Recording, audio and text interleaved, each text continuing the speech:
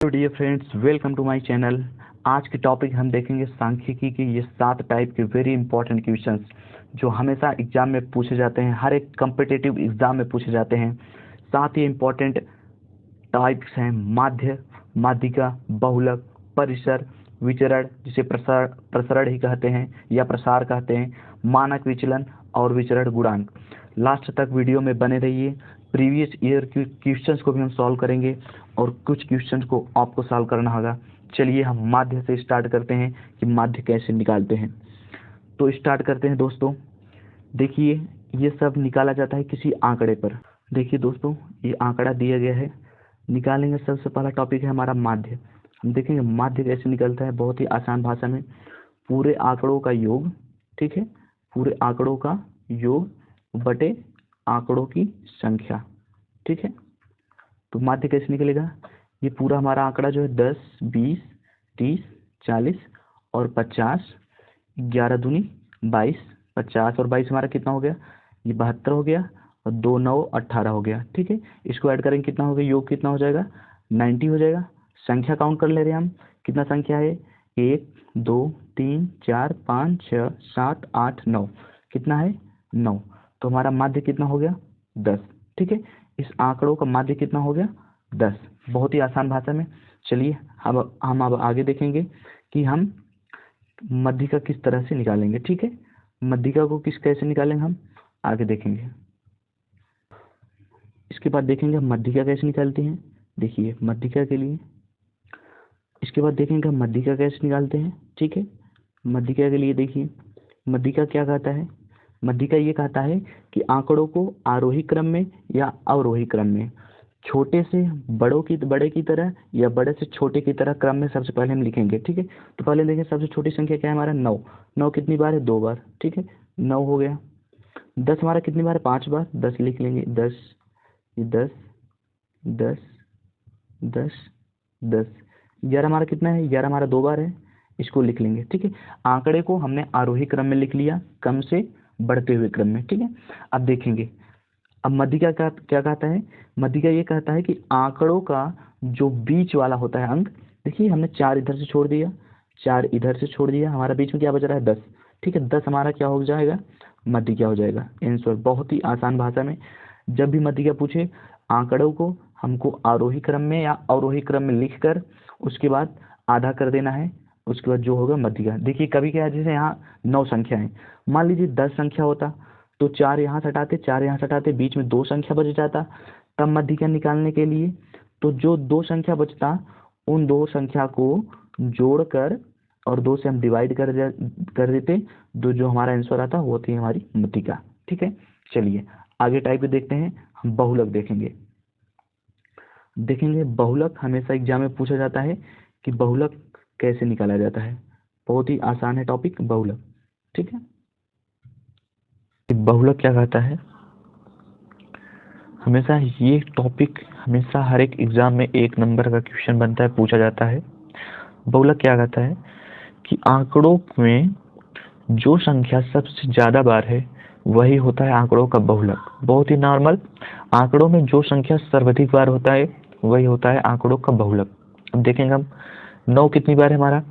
अगर हम देखें 9, तो 9 है हमारा 2 बार, ठीक है। 10 की बात करें, 10 हो गया हमारा 1 2 3 4 5, 10 हमारा हो गया 5 बार, ठीक है। 11 की बात करते हैं, 11 हमारा हो गया 2 बार, 11 हो गया हमारा 2 बार। तो बहुलक क्या कहता है? जो संख्या सर्वाधिक बार होता है आंकड़ों में वही होता है हमारा बहुलक। कौन सी संख्या सबसे ज्यादा बार है? 10। 10 कितनी बार है? 5 बार। तो बहुलक क्या हो गया आंकड़ों का? 10। बहुत ही नॉर्मल आंसर, बहुलक हो गया 10। देखिए हमने माध्य कंप्लीट कर लिया, मध्यिका कंप्लीट कर लिया, बहुलक कंप्लीट कर लिया और परिसर इसके बाद बताना है, ठीक है। माध्य आया था हमारा 10, मध्यिका भी हमारा आया था 10 और बहुलक कितना आया? बहुलक भी आया 10। अब आगे हम बात करेंगे परिसर। परिसर की बात करेंगे बहुत ही आसान भाषा में। परिसर ये कहता है कि आंकड़ों का महत्तम मान जो होता है, ग्रेटेस्ट वैल्यू, मतलब कितना दिया है इसमें? 11 है, ठीक है। और लोवेस्ट वैल्यू, लोएस्ट वैल्यू 9 है, ठीक। ग्रेटेस्ट और लोएस्ट वैल्यू का जो डिफरेंस होता है वही होता है हमारे आंकड़ों का परिसर। तो क्या हो जाएगा, ग्रेटेस्ट नंबर कितना है 11 और लोएस्ट नंबर है 9, तो 11 में से 9 का कितना 2। हमारा जो परिसर मतलब ये रेंज हो गया कि आंकड़ों का रेंज कहाँ तक हमारा जाएगा, तो इसका आंसर क्या हो गया 2, ठीक है। परिसर हमारा कितना आ गया, परिसर 2। हमने चौथा टॉपिक भी कंप्लीट कर लिया कि परिसर क्या होता है आंकड़ों का, ठीक है। परिसर क्या होता है कि आंकड़ा दिया रहेगा, आंकड़ों का हाईएस्ट नंबर माइनस आंकड़ों का lowest number is equal to क्या आ गया 2। ये हमारा क्या हो गया आंकड़ों का परिसर। चलिए आगे देखते हैं हम विचरण प्रसरण क्या होता है। देखेंगे हम विचरण प्रसरण हमारा क्या होता है, बहुत ही इंपॉर्टेंट टॉपिक है। देखिए विचरण प्रसरण क्या कहता है कि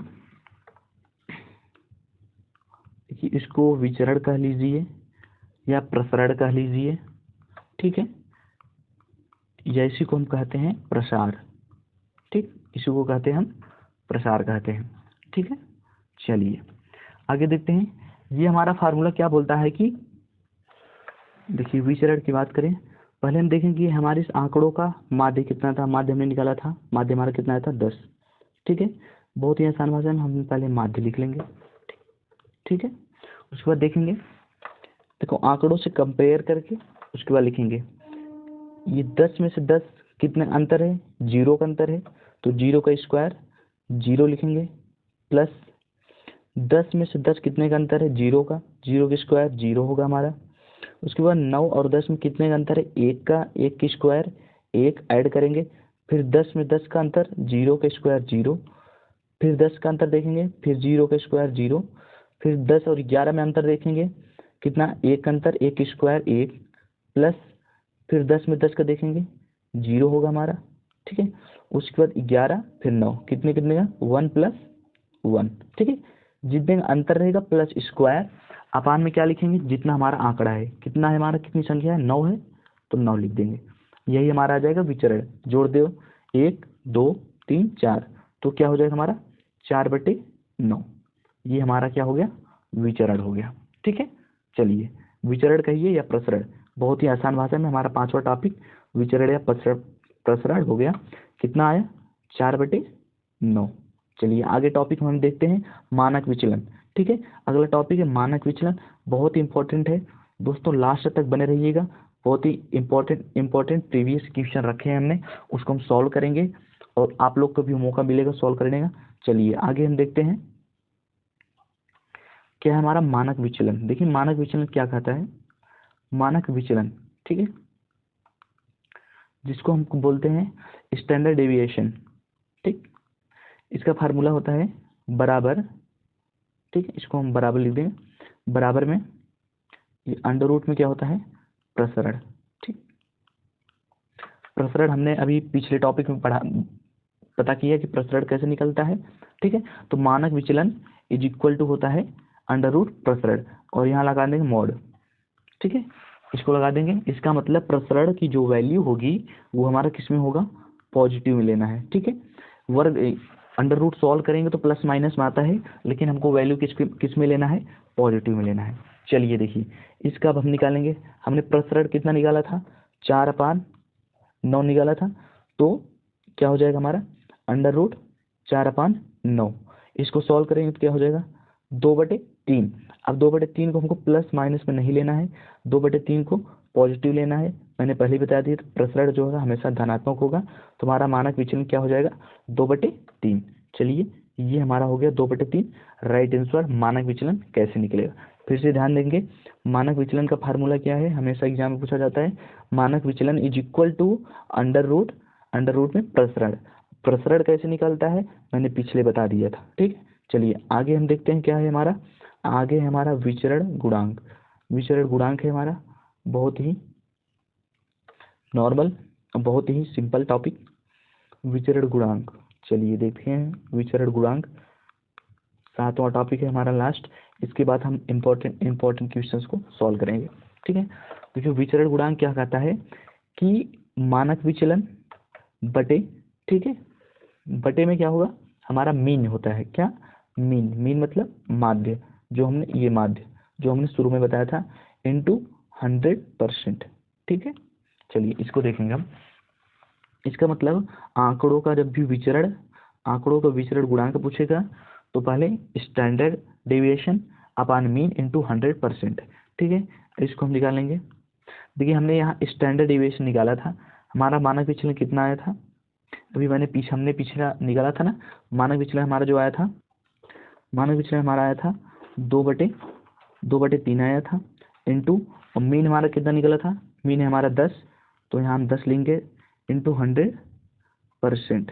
ठीक है, यहाँ सॉल्व करेंगे हम तो 2/, क्या हो जाएगा हमारा 30, इंटू 100%। इसको हम सॉल्व करेंगे, ये हो जाएगा 15।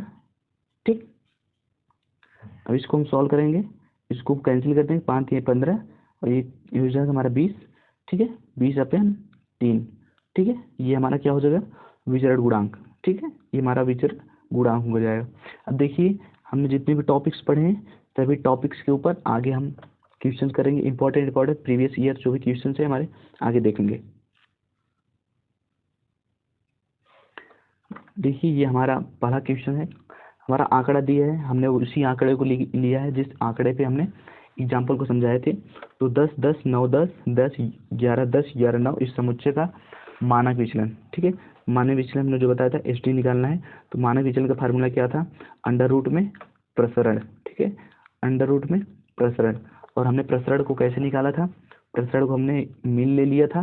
ठीक है, ध्यान देते चलिएगा, मीन ले लिया था, मीन का अंतर हमने लिखा था। ठीक है, 0 का अंतर 0 स्क्वायर प्लस 10 का अंतर 0 स्क्वायर प्लस 9 और 10, 1 का अंतर 1 स्क्वायर 1 प्लस 10 का अंतर 0 प्लस इसका भी देखेंगे 0 अंतर, प्लस यहाँ देखेंगे 1 अंतर 1 स्क्वायर 1 प्लस यहाँ 0 के स्क्वायर 0, 11 के स्क्वायर 1, 11 और 10 में अंतर 1 और 9 और 10 में अंतर 1 स्क्वायर 1। अपान में क्या लिखा था हमने, जितनी संख्या है, संख्या हमारा कितना था 9, बराबर ही कितना ऐड आया था 4/9, 4/9 का अंडर रूट लगा दो, under root is equal to 2/3। तो हमारे यहाँ से क्या आंसर 2/3 देखेंगे, बहुत ही नॉर्मल क्वेश्चन, 2/3 राइट आंसर। चलिए नेक्स्ट क्वेश्चन देखेंगे। यदि एक जनसंख्या का मानक विचलन 4.5 है, हमारा मानक विचलन दिया है 4.5, मतलब हमारा SD दिया है 4.5 दिया है। ठीक है, तो इसका प्रसरण पूछ रहा है। देखिए यहाँ SD बराबर हमने क्या फार्मूला बताया, अंडर रूट प्रसरण बताए थे। ठीक है, अगर हम दोनों तरफ स्क्वायर करेंगे तो हमारा फार्मूला क्या आ जाएगा, प्रसरण इज इक्वल टू SD का क्या आ जाएगा, होल स्क्वायर, और SD हमारा कितना दिया है 4.5 का होल स्क्वायर करेंगे तो सॉल्व करेंगे, कितना आ जाएगा हमारा 20.25, कितना आ जाएगा 20.25। ये हमारा हो जाएगा राइट आंसर। बहुत ही ध्यान देखेंगे, मानक विचलन का फार्मूला क्या है हमारा, मानक विचलन is equal to under root प्रसरण। ठीक है, और मानक विचलन हमारा ये दे 4.5 हमने स्क्वायर कर दिया, आगे हमारा 20.25, ये हमारा राइट आंसर। नेक्स्ट क्वेश्चन देखेंगे। यदि एक जनसंख्या का मानक विचलन, ठीक है, मानक विचलन हमारा दिया है 6, तो इसका प्रसरण सेम पूछा है, मानक विचलन हमारा SD दिया है 6। ठीक है, प्रसरण पूछा है तो हम SD का क्या कर देंगे, होल स्क्वायर कर देंगे, तो 6 का होल स्क्वायर कितना हो जाएगा 36, तुम्हारा राइट आंसर 36। नेक्स्ट क्वेश्चन देखेंगे। मानक विचलन दिया है 6.5, तो इसका प्रसरण सेम है, इसमें SD दिया है 6.5, फिर हमारा वही प्रसरण पूछा है, तो प्रसरण इसको हम क्या कर देंगे 6.5 का होल स्क्वायर कर देंगे। ठीक है, और इसको सॉल्व करेंगे हम, हमारा कितना आ जाएगा 42.25, हमारा बी ऑप्शन रेडी। चलिए नेक्स्ट क्वेश्चन देखते हैं हम। हमारा है यदि एक जनसंख्या मानक विचलन 7 है, तो इसका प्रश्न सेम क्वेश्चन, हमारा SD दिया है 7, प्रसरण पूछा है, तो क्या हो जाएगा हमारा SD का होल स्क्वायर, 7 का स्क्वायर कर दीजिए, कितना आ जाएगा हमारा 49, option C will be right answer. Next question देखते हैं। एक बंटन का मानक विचलन, देखिए नेक्स्ट क्वेश्चन देखते हैं, बंटन का मानक विचलन इतना है 9 है, तो विचरण का सेम क्वेश्चन, तो 9 का क्या कर देंगे हम स्क्वायर कर देंगे, 9 81, हमारा ऑप्शन सी राइट आंसर। एक डाटा सेट का प्रसरण दिया है 144, तो मानक विचलन पूछा है। देखिए अब इसमें SD पूछा है, मानक विचलन हमारा प्रसरण कितना होता है 1, 144, इसका क्या हो जाएगा 12। देखिए इसको हम प्लस माइनस 12 वैल्यू नहीं लेंगे, ये हमारा गलत हो जाएगा, क्योंकि प्रसरण जो होता है, ठीक है, इसको हम मानक विचलन हमारा क्या होता है, हमेशा पॉजिटिव लेंगे, इसका मतलब ओनली 12 लेंगे, ठीक है, प्लस माइनस नहीं लेंगे, मैंने पहले ही बताया था, इसीलिए हमारा ऑप्शन बी हो जाएगा राइट आंसर। नेक्स्ट क्वेश्चन देखते हैं। एक बंटन का माध्य दिया है 15 और मानक विचलन है हमारा 5, तो विचरण गुणांक हमें निकालना है। हमने इसको लास्ट टाइप पढ़ा था, विचरण गुणांक का फार्मूला क्या बताए थे कि मानक विचलन हमारा एस डी हो जाएगा अपान में एम ए हो जाएगा इंटू 100%, हमने निकाला था। एस डी हमारा कितना है, एस डी हमारा 5, मीन हमारा 15 इंटू 100%, इसको सॉल्व करेंगे 5 दिए 15, तो ये हो जाएगा हमारा 100/3%, इसको हम सॉल्व करेंगे तो हमारा आ जाएगा 33.33% समथिंग, ठीक है, option C will be right answer. Next question देखेंगे हम। वितरण का माध्य दिया 80 और मानक विचलन दिया 16, तो विचरण गुणांक सेम क्वेश्चन देखेंगे, 16/80 कर देंगे इंटू 100% कर देंगे, 16×5 80 हो जाएगा, इसको कैंसिल करेंगे, ये हो जाएगा हमारा 20, तो आंसर हो जाएगा हमारा 20% will be right answer, option B will be right answer, बहुत आसान। नेक्स्ट क्वेश्चन देखेंगे। एक बंटन का माध्य दिया है 24, मानक विचलन है 6, विचरण गुणांक पूछा है, सेम क्वेश्चन, तो मानक विचलन एस डी अपान मीन हो जाएगा हमारा 24 इंटू 100 कर देंगे, 6 चौके 24 कर देंगे, कैंसिल कर देंगे, हमारा आ जाएगा 25 is equal to 25% will be right answer, option B will be right answer. Next question देखेंगे। एक वितरण का माध्य दिया है 20 और मानक विचलन दिया है 4, तो इसका विचरण गुणांक सेम क्वेश्चन, मानक विचलन एस डी अपान मीन 20 इंटू 100 करेंगे, 20×5 100, इसको काटेंगे हम 20, तो हमारा कितना आ जाएगा 20% right answer, 20% right answer. Next question देखेंगे हम। ये दिया है हमारा, इसका रेंज पूछा है, बहुलक पूछा है तथा माध्यिका, ठीक है। रेंज हमारा क्या था, हम चर्चा कर लिए थे पहले ही। रेंज क्या होता है, हाईएस्ट वैल्यू जो होता है और माइनस लोएस्ट वैल्यू। देखेंगे इसमें हाईएस्ट क्या है हमारा, हाईएस्ट हमारा 21, ठीक, माइनस लोएस्ट क्या है हमारा 12 है, तो 12 लिख लेंगे, कितना आ जाएगा हमारा 9।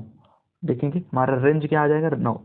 अब देखेंगे हमारा रेंज 9 पहले ही ऑप्शन में है, इसको क्लिक लगा दे, देखिए ये हमारा होगा ही नहीं, ये होगा नहीं और ये हमारा होगा नहीं, तो पूरा चेक करने की जरूरत नहीं है, ऐसे लगा के हम आगे चल देंगे। लेकिन चेक कर लेते हैं बहुलक।